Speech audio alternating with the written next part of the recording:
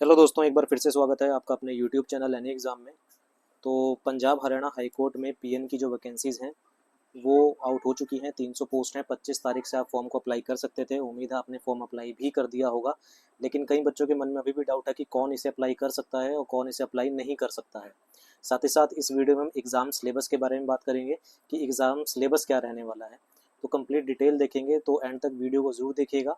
जो भी कैंडिडेट नए हैं वो चैनल को सब्सक्राइब कर दीजिएगा और लाइक कर दीजिएगा। इस एग्ज़ाम की पूरी प्रिपरेशन के लिए जल्दी आपके पास इससे रिलेटेड जो है वीडियोस भी आने लगेंगी। तो कौन कौन इसे अप्लाई कर सकता है? क्या जिन्होंने ग्रेजुएशन, जिन्होंने अपनी +2 से हायर क्वालिफिकेशन पूरी कर ली है, क्या वो अप्लाई कर सकते हैं? या जो अभी हायर क्वालिफिकेशन ले रहे हैं, कंप्लीट नहीं हुए, क्या वो अप्लाई कर सकते हैं? तो कौन इसे अप्लाई कर सकता है? काफ़ी सारे बच्चों के डाउट आ रहे थे, तो वो मैं क्लियर कर दूंगा अब इसमें। तो ये आपके पास जो है वो ऑफिशियल नोटिफिकेशन है। आपको पता है कि 25 तारीख से आप इसे अप्लाई कर सकते थे और 20 तारीख तक आप इसे अप्लाई कर सकते हैं। यानी कि 20 सितंबर तक आप इसे अप्लाई करेंगे 25 तारीख से लेके। एग्ज़ाम भी इसका जल्दी होगा, ज़्यादा टाइम नहीं लगाएंगे ये। सितंबर में आपके ये जो है वो फॉर्म 20 तारीख तक आप भर सकते हैं। 10 दिन और लगा लीजिए फॉर्म को प्रोसेसिंग करने में, और अक्टूबर के लास्ट तक आपका एग्ज़ाम होने के पूरे पूरे चांसेस हैं यहाँ पर। ठीक है, तो तैयारी पूरी रखिएगा अपनी। तो 243 पोस्ट जनरल की थी, SC ST BC की 30 थी, एक्स सर्विसमैन की 15 थी। ये आपको पता है। एज जो है वो 18 से 35 है। एज के बारे में काफ़ी सारे बच्चों को डाउट था।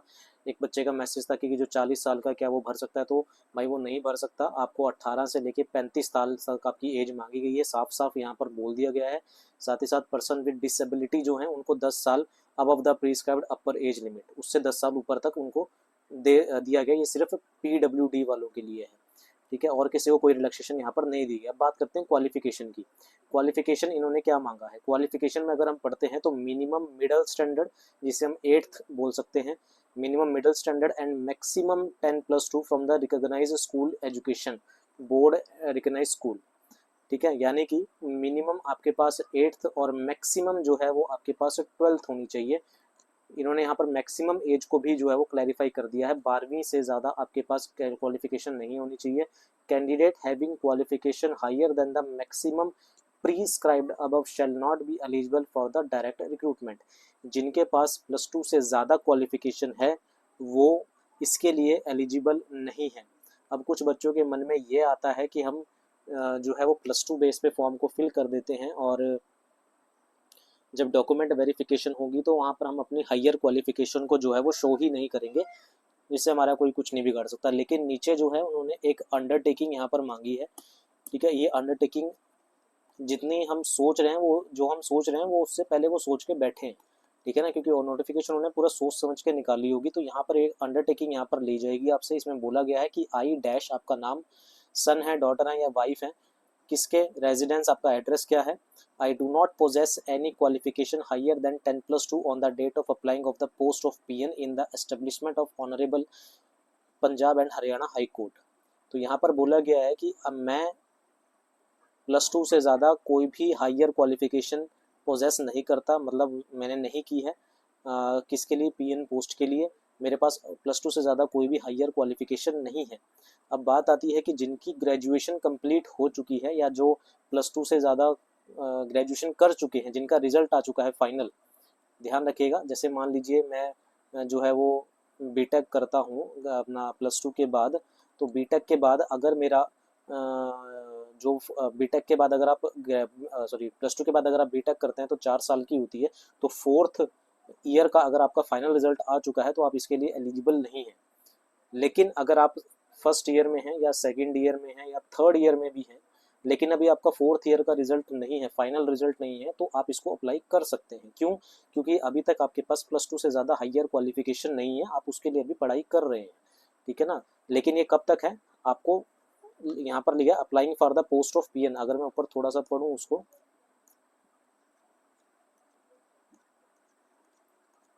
तो यहाँ पर लिखा गया है qualification higher than shall not be eligible.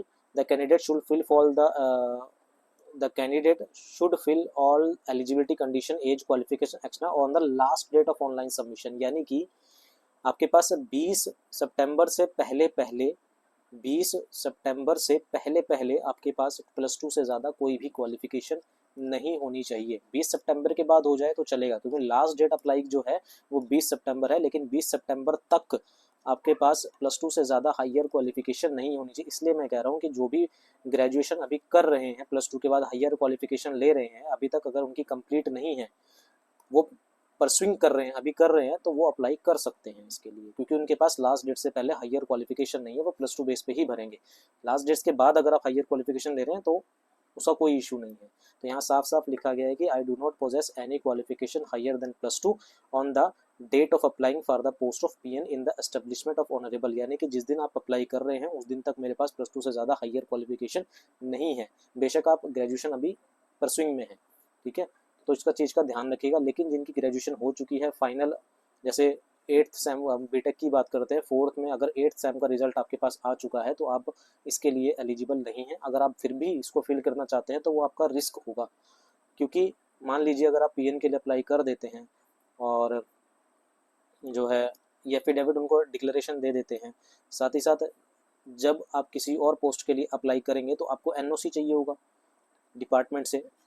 ठीक है ना, कि मैं इसके लिए जो है वो फॉर्म भरना चाहता हूँ और मेरी ये इसकी लास्ट डेट है वगैरह वगैरह, और मेरे को एनओसी, तो वहाँ पर आपकी जो क्वालिफिकेशन है ना वो थोड़ा सा मैटर कर जाएगी।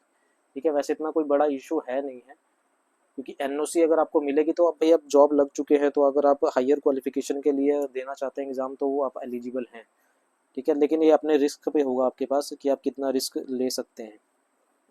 तो मैं तो यही सजेस्ट करूँगा भाई कि अगर आप देखो, जॉब तो वैसे भी नहीं लग रही है, ठीक है ना, लेकिन एक रिस्क लेके अगर आप थोड़ा सा कर सकते हो तो वो आपकी मर्जी है, इसमें मैं कोई कमेंट ज़्यादा नहीं करूँगा।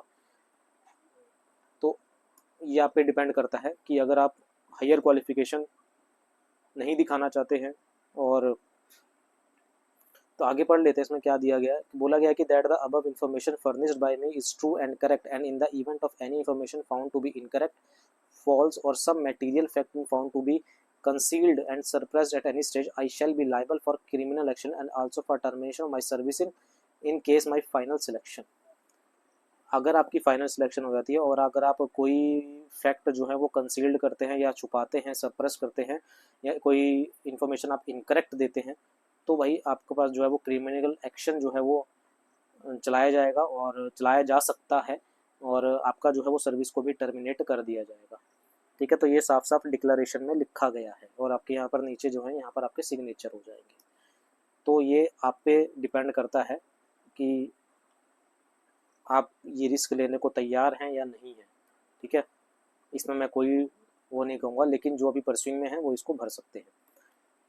अब बात करते हैं सिलेबस की। तो सिलेबस की अगर मैं बात करूँ तो 50 क्वेश्चन है। 50 क्वेश्चन में से आपके पास, आपको पता है कि आपके पास एक तो जर्नल नॉलेज आएगी, जर्नल अवेयरनेस आएगी, करंट अफेयर और न्यूमेरिकल एबिलिटी आएगा विद नो नेगेटिव मार्किंग, यानी कि आपको सारे के सारे क्वेश्चंस करके आने हैं, कोई क्वेश्चन छोड़ना नहीं है। जनरल नॉलेज की अगर मैं बात करता हूँ तो जनरल नॉलेज में बेसिकली आपके पास जो है वो इंडियन हिस्ट्री आती है, आपके पास जो है वो पॉलिटी आती है। पॉलिटी से ज़्यादा क्वेश्चन में भी शायद पूछे जाएँ, क्योंकि हाई कोर्ट और ये है आपके पास पंजाब हरियाणा हाई कोर्ट का, तो पॉलिटी से क्वेश्चन ज़्यादा आएंगे, आर्टिकल वगैरह से। ठीक है, इंडियन हिस्ट्री हो गया, आपके पास ज्योग्राफी हो गया, आपके पास जो है वो साइंस हो गया। तो ये चीज़ पोर्शन रहता है आपके पास जीके का। जर्नल अवेयरनेस और बात करें, और जीके में आपके पास जो है वो स्टैटिक जीके भी इसके अंदर शामिल हो सकती है। तो पॉलिटी और स्टैटिक जीके से क्वेश्चन ज़्यादा आएंगे बजाय इंडियन हिस्ट्री। इंडियन हिस्ट्री में आप जो है वो मॉडर्न हिस्ट्री में कर सकते हो, ज्योग्राफी और साइंस की। जनरल अवेयरनेस और करंट अफेयर दोनों एक ही बात होती है, ज़्यादा डिफरेंस इसके अंदर नहीं होता है। तो जनरल अवेयरनेस मतलब आप अपने आसपास के एरिया से, आपके एनवायरनमेंट से कितना अवेयर हो, और आपके पास जो है वो करंट अफेयर एक ही बात होती है। करंट अफेयर आपके पास अगर अक्टूबर में होता है तो पूरे साल के जो है वो करंट अफेयर आपको करने पड़ेंगे, जनवरी से लेके अब तक के, उसी में से पूछेगा, ज़्यादा डीप नहीं जाएगा। 50 क्वेश्चन है, कितने बनाएगा। और न्यूमेरिकल एबिलिटी आपके पास मैथ होता है, लेकिन अभी सीटीयू का एग्जाम हुआ था उसमें न्यूमेरिकल एबिलिटी लिखा गया था, लेकिन रीजनिंग के क्वेश्चन पूछ लिए गए थे।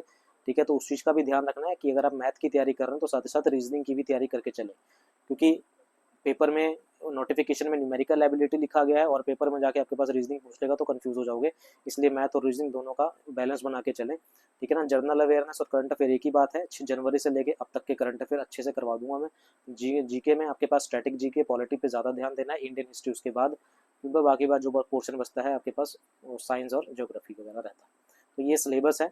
मेन डाउट आपका यही था कि सर कौन कौन अप्लाई कर सकता है, तो मैं फिर से बता देता हूँ, 8th मिनिमम है, मैक्सिमम 12th है। जो अभी ग्रेजुएशन कर रहे हैं, प्रोसेसिंग में है, वो फिल कर सकते हैं क्योंकि उनके पास हाईयर अभी नहीं है। लेकिन उनका लास्ट सेम का रिजल्ट आ चुका है, वो प्लीज़ अप्लाई ना करें।